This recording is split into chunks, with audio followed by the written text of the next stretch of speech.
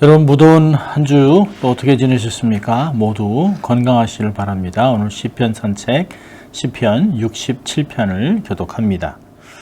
하나님은 우리를 긍휼히 여기사 복을 주시고 그 얼굴빛으로 우리에게 비추사 우리 돌을 땅 위에 주의 구원을 만방 중에 알리소서. 하나님이여 민족들로 주를 찬송케 하시며 모든 민족으로 주를 찬송케 하소서. 열방은 기쁘고 즐겁게 노래할지니 주는 민족들을 공평히 판단하시며 땅 위의 열방을 치리하실 것임이니이다. 하나님의 민족들로 주를 찬송케 하시며 모든 민족으로 주를 찬송케 하소서. 땅이 그 소산을 내었도다. 하나님 곧 하나님이 우리에게 복을 주셨도다.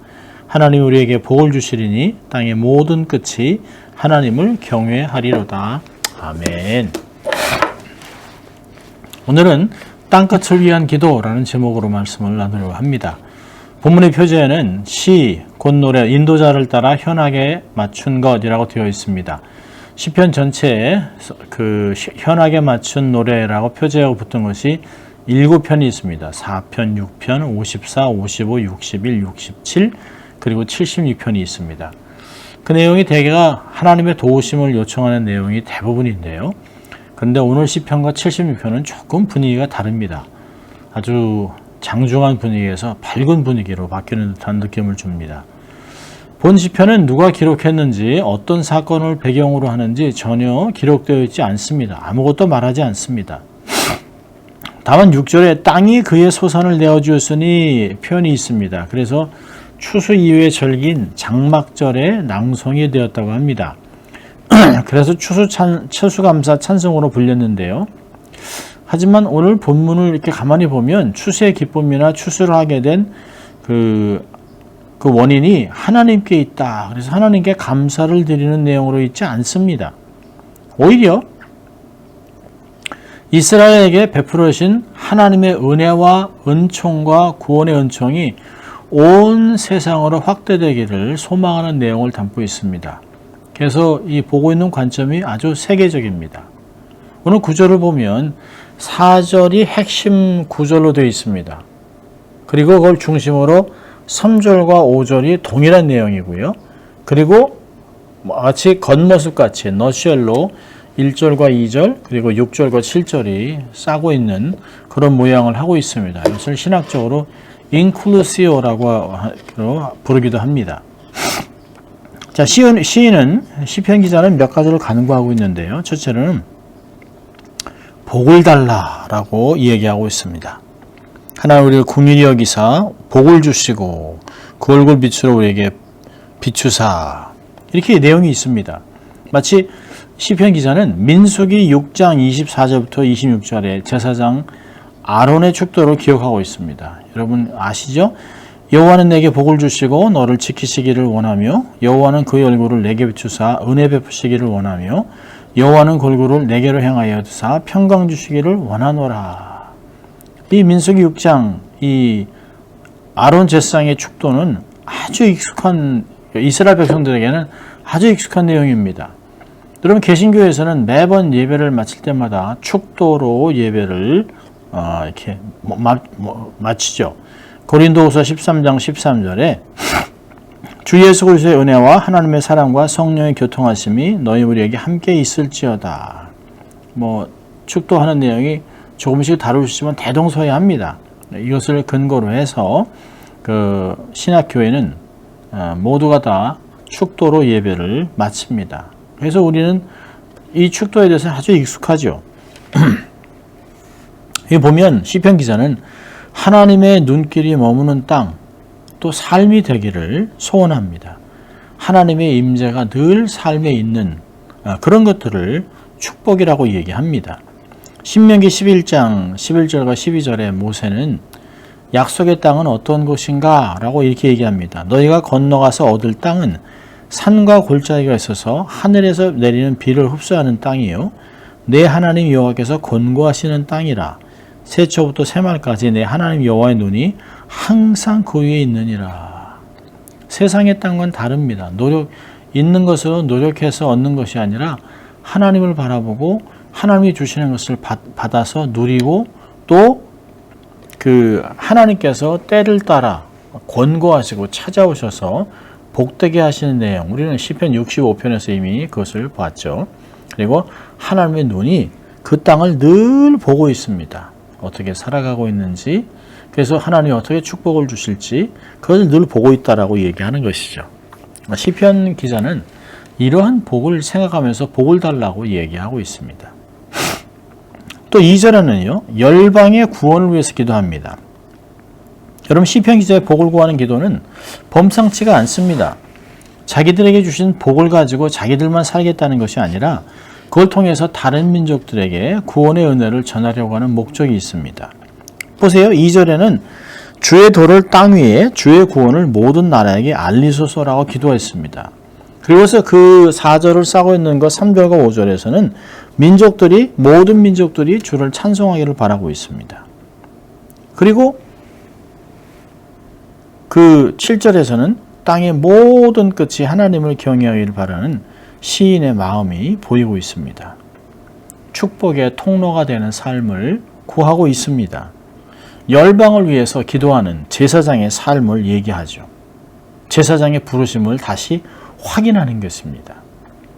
여러분, 하나님께서는 출애굽을 통해서 백성들에게 이렇게 얘기했습니다. 출애굽을 하고 갓 출애굽을 한 이스라엘 백성들에게 19장 6절, 20장에 십계명을 주셨는데 그 전에 이렇게 얘기합니다. 너희가 내게 대하여 제사장 나라가 되며 거룩한 백성이 되리라. 너는 이 말을 이스라엘 자손에게 고할지니라. 하나님이 이스라엘 백성들을 출애굽시켜서 자유롭게 하고 언약 백성을 삼은 것은 열방의 하나님을 알리고 열방을 섬기는 제사장 역할을 하는 제사장 나라가 되게 하셨다라고 얘기하고 있습니다. 여러분, 교회는 기도하는 집, 그렇게 번역이 된 게 아니라 열방을 위하여 기도하는 집입니다. 세상을 향해 있는 집이에요.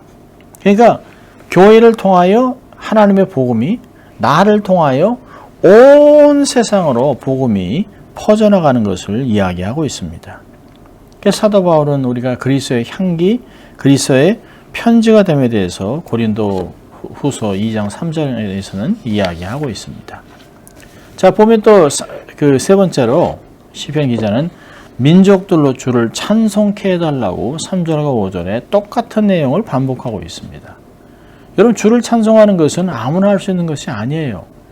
하나님과 화목을 이루고 하나님을 왕으로 시인하는, 하나님을 구주로 인정하는 그런 사람들만 할 수 있습니다. 우상을 섬기는 자들은 절대 할 수 없어요.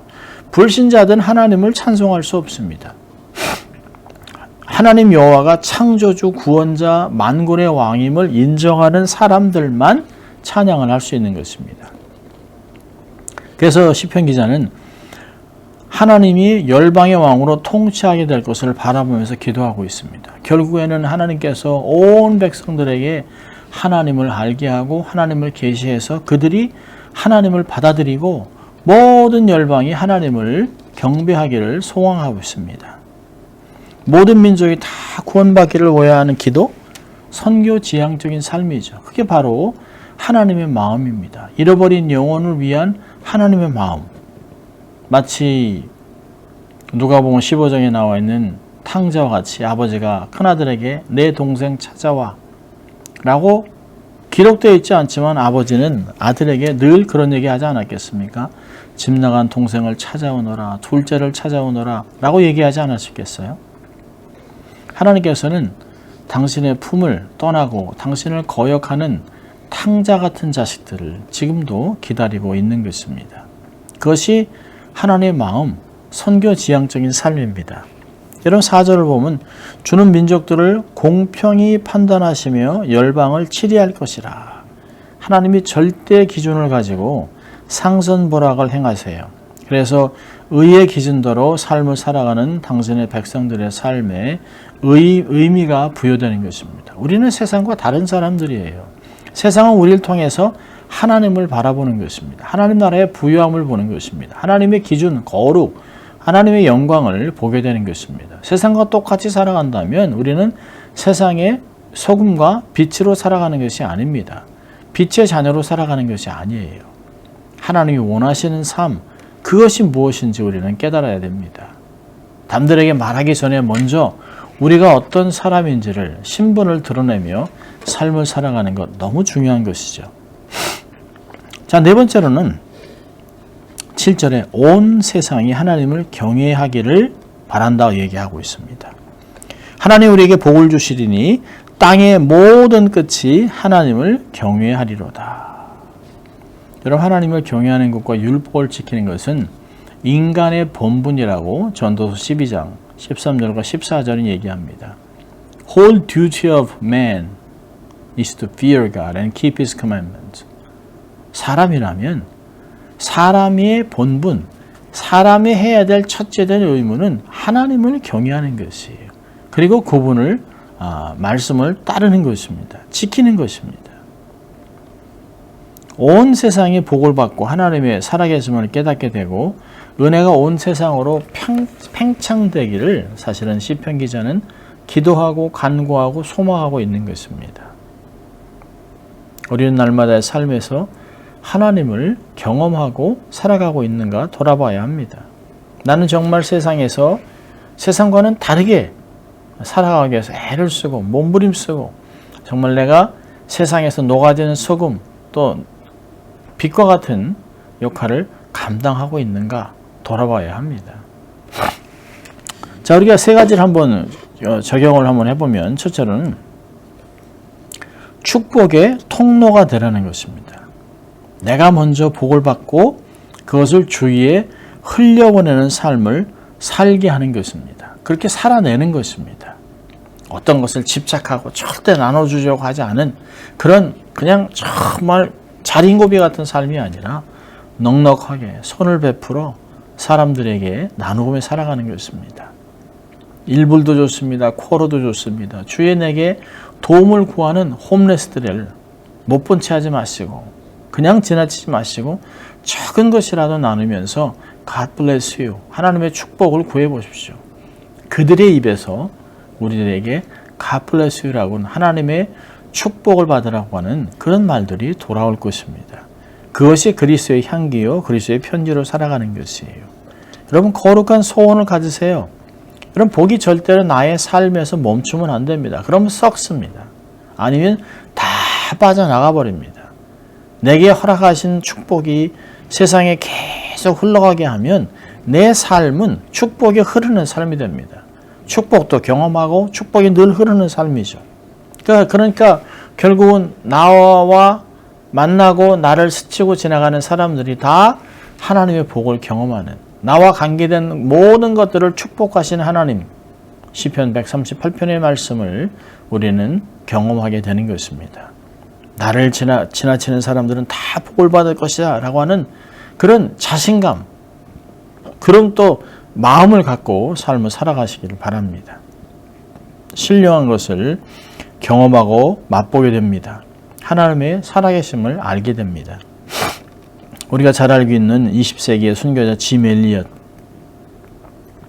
중요한 말도 많이 했습니다만 특별히 대학 시절 일기에 그는 이렇게 기록했습니다. 주여, 나의 길을 번영케 하옵소서. 내가 나의 높은 목적을 이루기 위해서가 아니라 나의 삶이 하나님을 아는 것의 가치를 드러내는 전시물이 되도록 도와주시옵소서. Become a display of the glory of God. 하나님의 영광을 드러내는 그런 마스터피스, 작품이 돼서 삶을 살아가는 것입니다. 이야, 하나님이 하셨구나. 하나님이 계시구나. 라고 하는 것들을 삶에서 알리고 나가는 것입니다. 그리고 참 좋은 분, 참 넉넉한 분, 축복이 내 삶을 통해 흘러가도록 하십시오. 자, 두 번째는 그래서 선교의 도구가 돼야 합니다. 너는 말씀을 전파하라. 때를 얻든지 못 얻든지 항상 힘쓰라. 디모데 후서 4장 2절은 이야기합니다. 여러분, 우리가 길을 가다 보면 어떤 사거리에서 사람들이 십자가를 들고 많은 사람들에게 예수 천당 불신지옥 하면서 땡볕에서 그런 것을 전하는 사람, 어떤 사람은 또 외국인인데 십자가 들고 God bless you, Jesus saves you 라고 하는 사인판을 들고 얼마나 신나게 춤을 추는 줄 몰라요. 어떤 사람들은 저렇게 시끄럽게 뭐 저렇게 해야만 되나?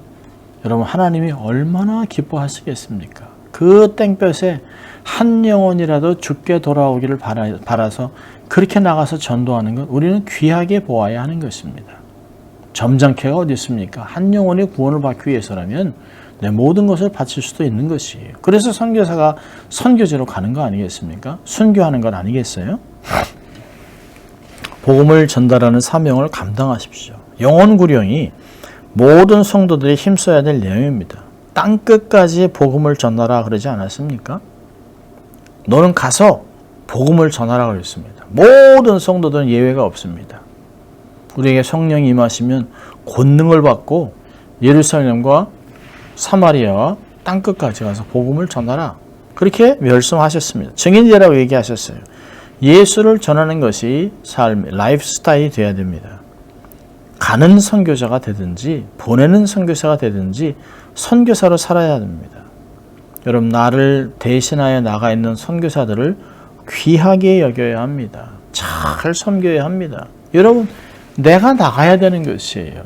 다 우리가 선교지에 가서 선교 사역을 감당해야 되지만 그렇게 못하니까 우리를 대신하여 나가 있는 최전선에 나가 사역하고 있는 선교사들을 위해 열심히 기도하고 우리가 물질로 후원하고 그들이 안식을 하게 들어오면 최선을 다해 잘 쉴 수 있도록 돕는 것, 그것이 우리가 해야 될 사명입니다. 그것이 보내는 선교사, 선교의 도구로 삶을 살아가는 것입니다. 또 축복의 통로가 되고 선교의 도구가 되고 세 번째는 나누는 삶을 살아야 합니다. 작은 것에 집착하지 않고 복음, 시간, 재물, 힘을 나누는 삶 얼마나 좋은지 몰라요. 저는 재능 기부 참 좋은 것이라고 생각합니다. 어떤 기회가 되지 않아서 글을 배우지 못한 사람, 기회가 안 돼서 뭘 못했던 사람들에게 내가 갖고 있는 재능, 내가 갖고 있는 것들을 나누는 것 얼마나 좋은 건지 몰라요. 여러분, 인색한 부자로 죽는 것은 부끄러운 것입니다. 주를 위해 쓰인 것만 남는 것입니다. 그리고 그것이 하나님이 기억하는 것이에요. 사회가 아닌 생명력이 있는 요단강 같은 삶을 살아내야 합니다. 그럴 때 우리의 풍성한 삶을 보고 나누는 삶을 보고 섬기는 삶을 보고 세상 사람들이 야, 하나님께서 당신의 백성들에게 저렇게 후하게 축복을 하는구나, 저런 놀라운 삶을 살 수 있도록 허락하시는구나, 후한소산을 베풀으셨구나 라고 고백하게 될 것입니다. 그런 삶을 살아내시기 바랍니다. 그리고 열방이 주님을 경외하는 것을 소망하고, 그래서 정말 현대의 왕같은 제사장의 삶을 살아내야 됩니다. 베드로전서 2장 9절에 우리는 왕같은 제사장이라 거룩한 나라의 하나님의 백성, 그래서 우리를 어둠에서 건져내신 자의 아름다움을 선전하는 자라고 얘기했습니다. 왕같은 제사장, 정말 축복으로 세상을 섬기고 그리스도를 드러내는 그런 삶을 살아내시기를 주의 이름으로 축원합니다. 기도하겠습니다. 하나님 아버지, 감사합니다. 오늘도 이 무더운 날 저희들에게 또 이렇게 말씀으로 다가오시고 권면해 주신 것 감사합니다. 세상에서 정말 왕같은 제사장으로 삶을 살아 세상을 섬기고 하나님을 드러내는 복음을 증거하는 저희들 될 수 있도록 주님 축복하여 주시옵소서. 감사하고 예수님 이름으로 기도합니다. 아멘. 무더운 한 주간 모두 건강하시고 승리하시길 바랍니다. 사랑하고 축복합니다.